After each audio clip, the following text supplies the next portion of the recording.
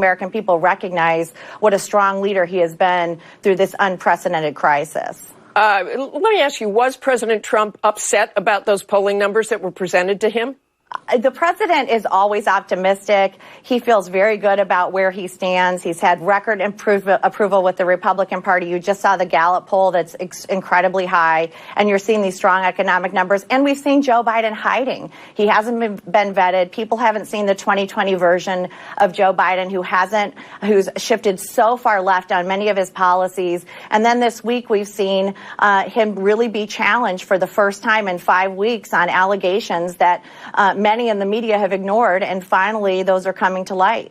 Well, I know we here at ABC have not ignored, and many in the media have not ignored it, but I want to turn to those accusations. You put out an attack ad against Joe Biden, but the president has also been accused of sexual harassment, sexual misconduct, sexual assault by more than a dozen women. And in a radio interview on Thursday, President Trump said, while Tara Reade, the accuser, sounds credible, I would just say to Joe Biden, just go out and fight it, adding, I guess in a way you could say I'm sticking up for him. Is he sticking up for Joe Biden? And how far will you go with these attacks? I'm going to take issue with the media ignoring this. It has been appalling, the hypocrisy as to how Brett Kavanaugh was treated versus Joe Biden.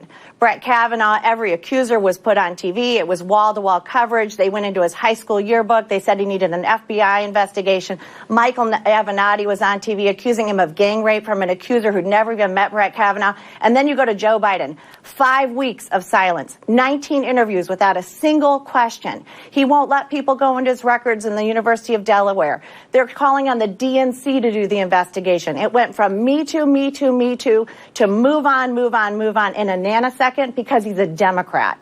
And the hypocrisy is appalling, and it's not just from the Democrats, it's from the media. And I'll tell you, I think any outlet that conducted those 19 interviews and didn't ask a single question should be disqualified from conducting any part of a presidential debate.